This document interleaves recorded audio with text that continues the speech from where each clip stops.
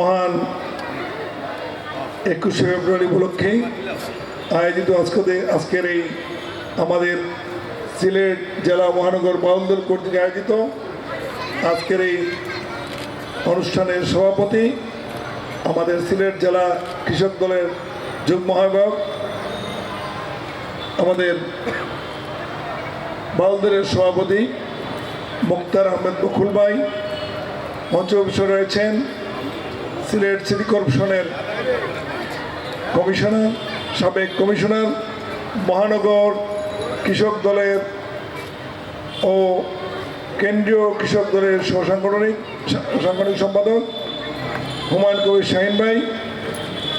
মঞ্চে বসে রয়েছেন আজকের এই জনাব আলমগীর আলম, চেয়ারম্যান এবং সিলেট জেলা কৃষক দলের যুগ্ম আহ্বায়ক জনাব খায়রুল আলম সুমন, সভাপতি সিলেট বিভাগীয় প্রেস ক্লাব সহ আমাদের এই মঞ্চের উপস্থিত সকল নেতৃবৃন্দ, আমার মঞ্চের সম্মুখে সকল সুধীবৃন্দ, আসসালামু আলাইকুম। হিন্দু ভাইদের প্রতি আমার আদাব। আজকে 70 বছর পরে আমাদের এই স্বাধীনভাবে একটি অনুষ্ঠান করার সুযোগ এসেছে।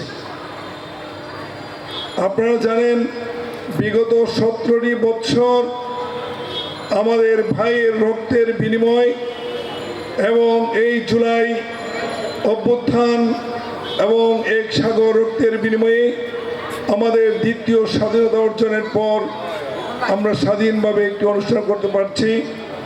এই জন্য মহান আল্লাহ তাআলার কাছে শুকরিয়া আদায় করি এবং বিগত 17 বছরে যেসব মায়ের কোল খালি হয়েছে, যাদের ত্যাগের বিনিময়ে আমরা এই দ্বিতীয় স্বাধীনতা পেয়েছি, তাদের সবার রুহে মাগফিরাত কামনা করে এবং যারা জেল জুলুম নির্যাতনের শিকার, যাদের ত্যাগের বিনিময়ে আমরা স্বাধীনতা পেয়েছি, তাদের কথা স্মরণ করেই আমার বক্তব্য শুরু করছি।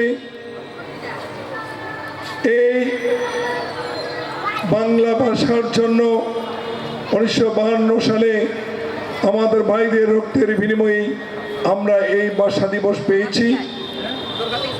এই দিবসে আমরা যারা সালাম, রফিক, জব্বার সহ যারা এই দেশের জন্য প্রাণ দিয়েছেন, তাদের প্রতি শ্রদ্ধা নিবেদন করছি, বিনম্র শ্রদ্ধা জানাচ্ছি।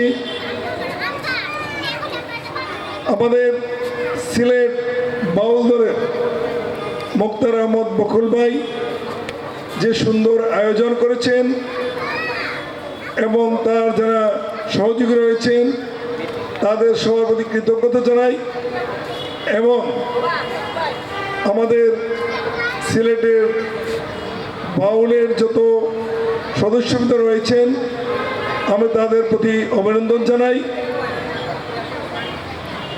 বাউল সঙ্গীত আমাদের অতি প্রাচীন একটি সঙ্গীত যা আজকে প্রায় বিলুপ্তির পথে। জাতীয়বাদী বাউল দল সেই দলকে ধরে রাখার জন্য, এই বাউল সঙ্গীতকে ধরে রাখার জন্য যে প্রচেষ্টা অব্যাহত রেখেছে, আমি তাদের প্রতি অভিনন্দন জানাই। আপনারা জানেন এই দেশে বিগত 17 বছর কেউ স্বাধীনভাবে কোনো সঙ্গীত গাওয়া তো দূরের কথা, সাধারণ পত্রিকা পড়েও একটি মন্তব্য করে সে রেহাই পায় নাই। এমন একটি জুলুমের মধ্যে আমরা ছিলাম, সেই জুলুম থেকে আমরা পরিত্রাণ পেয়েছি। আপনারা সবাই একটি স্বাধীন দেশে রয়েছেন।